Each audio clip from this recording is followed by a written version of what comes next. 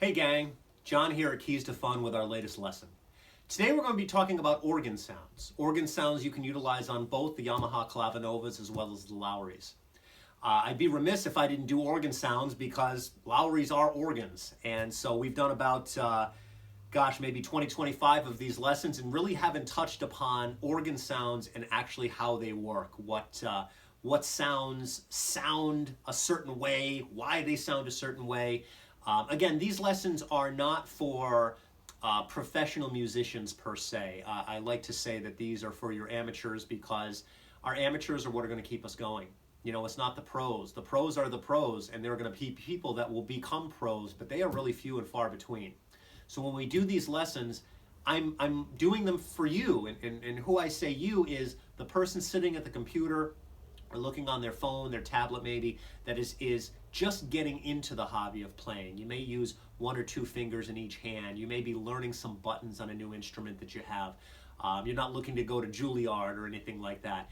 And so, although anyone can watch them, my goal in doing these videos each week is to really grow the hobby, and we grow the hobby with beginners. The more beginners that we get into the hobby, the better the hobby is. Okay, so today this is going to be a little bit of a thumbnail sketch on organ pipes and what the pipes mean, their sizes, the sounds that come out of them, shown to you on both the Yamaha Clavinova as well as this week the Lowry Inspire. If you notice, I'm sitting next to a new Lowry in a box right here, and don't get too excited, but this is a Lowry that I was able to get. This is an easy 3 in this box, and we have a few of them. So there are still some Lowrys out there that are new in boxes. So if you have any desire for a Lowry and you're looking for our stock, please let me know, and I can let you know what we have and price ranges. Okay, let's go take a look at the Clavinova, the Inspire. We'll talk a little bit about organ sounds. So I want to forewarn you that this barely scratches the surface in terms of organ operation. But if you're familiar with organs, you probably know that there are electronic organs. Obviously, there are pipe organs. And the electronic organs are able to replicate a lot of sounds that were originally done on pipe organs. Now, a pipe organ, called a pipe organ because it's comprised of pipes.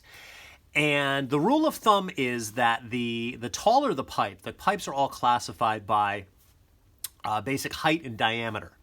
And the taller the pipe, the wider the diameter of the pipe, the deeper the sound.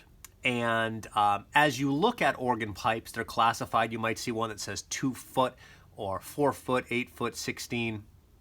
And they will sometimes call them flutes because it is a cylindrical tube with air being blown through them. So, you know, by definition, I guess that would be considered a flute. So anyhow, on Hammond organs, they created their sound through something they called a tone wheel.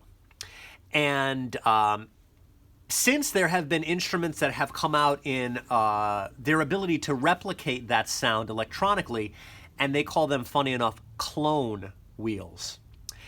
And if you can see the screen here, what you'll probably notice is that there are little bars on which there are numbers, and then above the number on the bar, there is a number above the bar.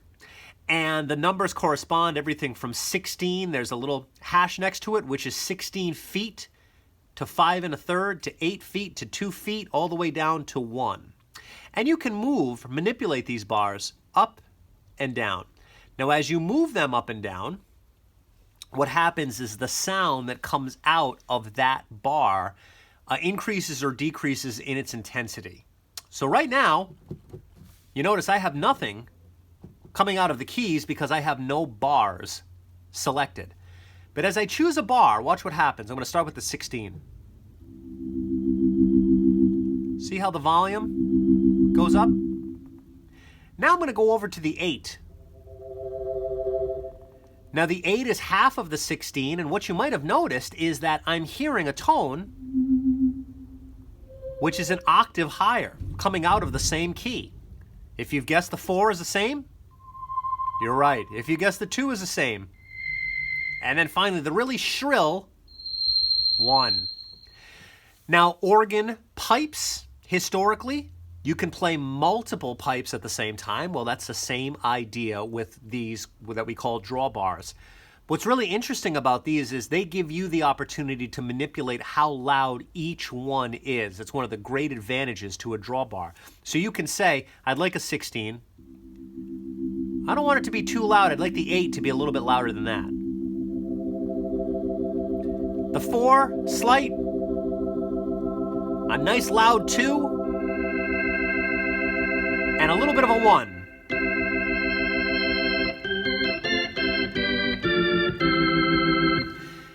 Now, as I look at this, I have 1, 2, 3, 4, 5 drawbars selected at varying tones, varying volumes rather. But what's interesting about this, and this is why the organ has long been called the king of instruments, is that with one key, I'm getting all 5 tones simultaneously. Again, sounds like one tone, but if I start out, here's that 16, here's the 8, 4, 2, 1.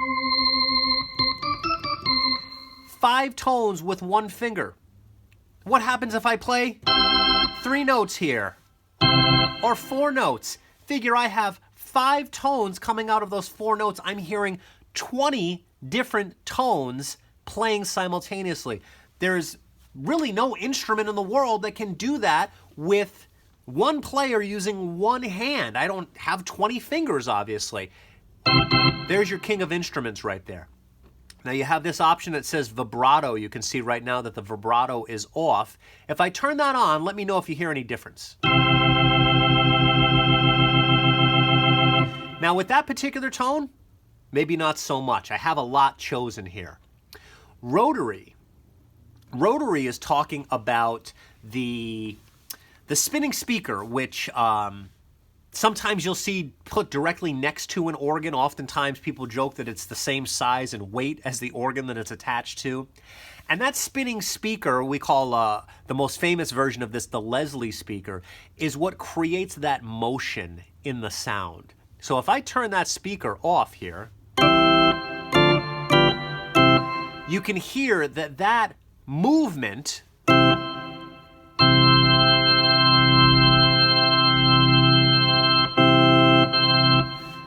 is gone when it's off. The movement is back when it's on.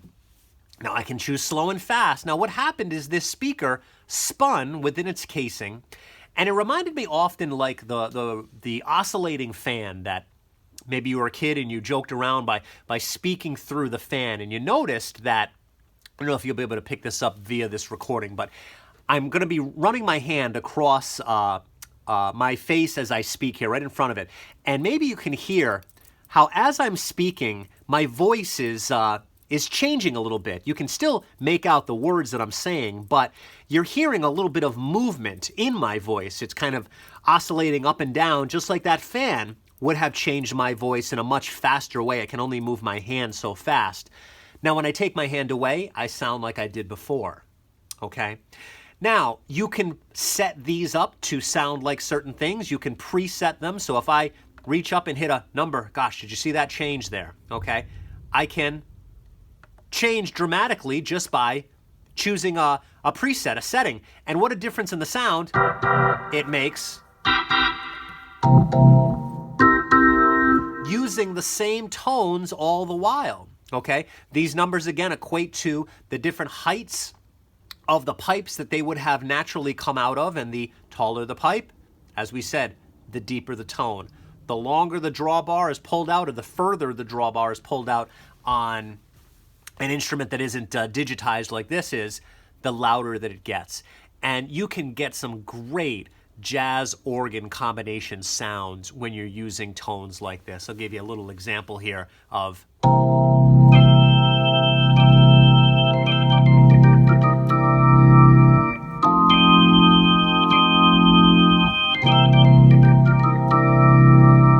Now you might change it in the middle.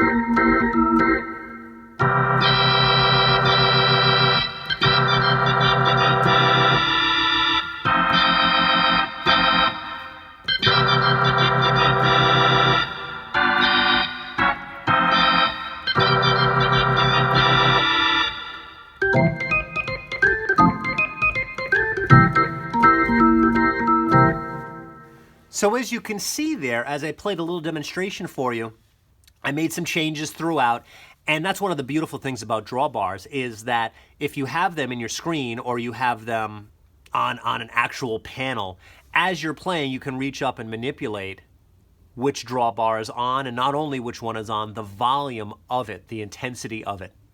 And there were a lot of other things that we could tackle in here regarding the depth and the speed and the response of the vibrato, the attack here. I'm not going to spend a lot of time this week going over that, but I wanted to just cover, just in a general sense, what these numbers mean, what drawbars represent, and how it features or functions on a digital instrument. The Lowrys are done a little bit differently. We can go ahead and go take a look at one of those and see how it's done there.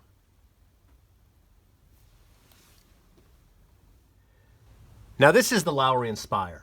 And something that you'll notice here is that they also use the word flutes over in this general section here. We have the 2-foot flute, the 4, the 5 1/3, the 8, and the 16. On the larger Lowrys, there is a feature that you can actually go into using the drawbars and the screen. But I'm going to focus my attention here because this is set a little bit differently as compared to the Yamaha that has the drawbars and the screen. I'm going to talk about these tabs. Now on these tabs I have different numbers, just like we spoke about with the drawbars. Same idea applies. The lower the tone, the higher the number. So the 16, and you can see the 4 is on right now, which is actually the Lowry Power Up sound. It's the sound of the 4, the sound of the 16 played together. And many times people, they consider that to be one tone, and I guess technically it is one tone in terms of the way that it might sound in its blended nature together, but it's two sounds. It's two sounds at the same time. Now on the Lowry, I figured I'd spend a little bit more time talking about the 5 1/3 pipe, because these others are multiples of one another.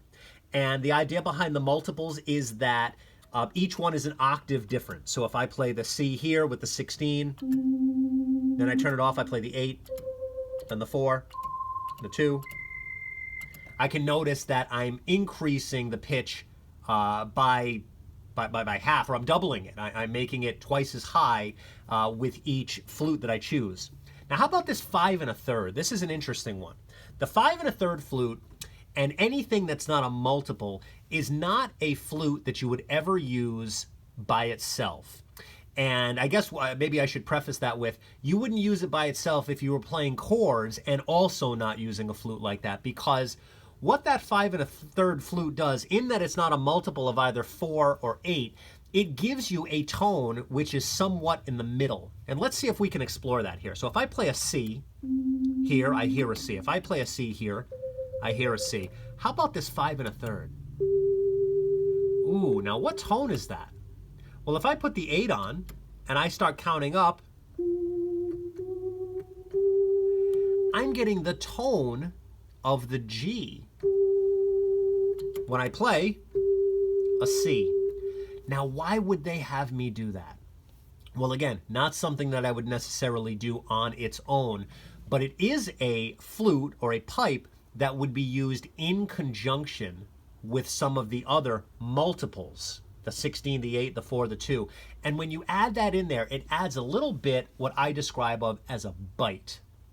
It gives you a little bit of a jazz feel to it, okay? If we put some on here, so let's do the 8, the 16 without the 5 1/3. Now let's put the 5 1/3 on.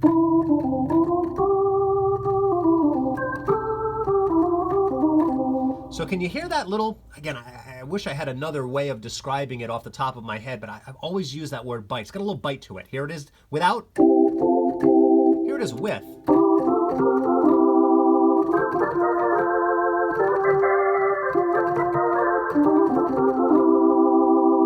So that's where that 5 1/3 comes in. And you can choose varying combinations of pipes. Let's say you wanted something that was hollow. What then I would do is I would turn off the 8, the 5 1/3, and leave the 4 off, and I might reach up and hit the 2. Now I have the high pitch of the 2 the low pitch of the 16 together.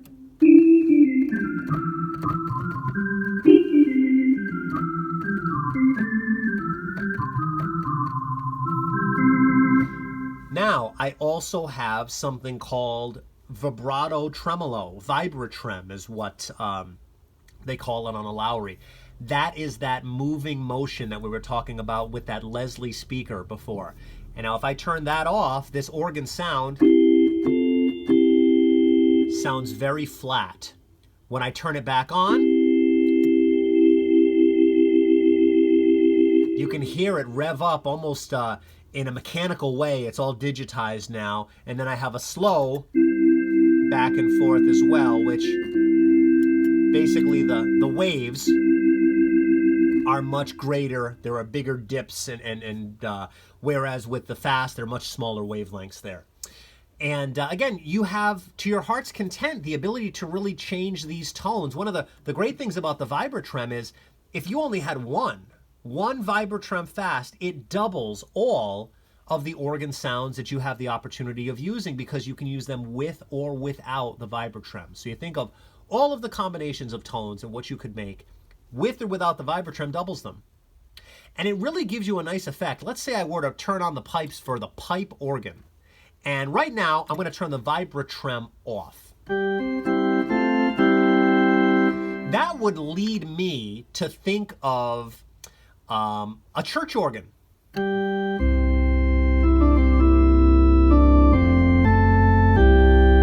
Let's put on some harmony here.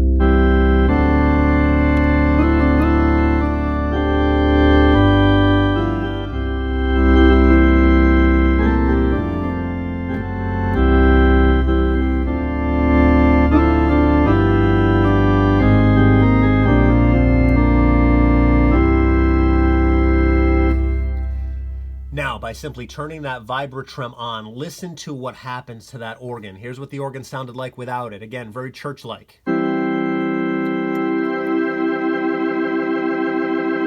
All of a sudden, I'm in a theater.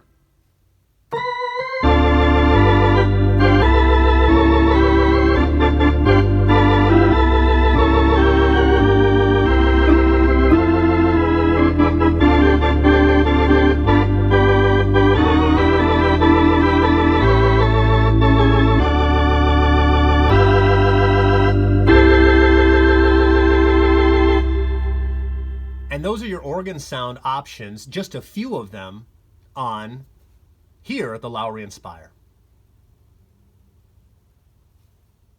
Well, I certainly hope that you got something out of this week's lesson. The organ sounds have always been so fascinating to me because of the combinations that you can put together and the amount of different tones that you can get out of just one finger. You can put a bunch of different organ pipes on or pull some drawbars down, and there's no instrument in the world that can compare to the layering effects that you can get using some of these features that are organ-based. If you have any questions about this lesson, anything that we've done in the past, or maybe you have some suggestions for a future lesson, I ask that you reach out to us. You can call our store directly. Our phone number is area code 401-277-9800. You can come visit. Our address is 1665 Hartford Avenue in Johnston, Rhode Island. Our studio is open 5 days a week and one Saturday a month, generally the last Saturday of the month. We're open for a few hours, and we'd love to have you come in and maybe get a lesson with us, or maybe just take a look at the equipment that we have. Speaking of, we do have some new Lowrys in stock in boxes that are being prepped to ship, and we can get them really anywhere in the world to you. Any other questions? Feel free to reach out to us. You can go to our YouTube site, which you may be viewing this video on the YouTube site right now. You can go to our Keys to Fun Facebook page. You just type in Keys to Fun Music and Lesson Center, we should come up. Or you can go to our website. Our website is www.keystofunmusic.com. I appreciate you spending some time with us. I hope it was worthwhile to you. And we look forward to seeing you again very soon.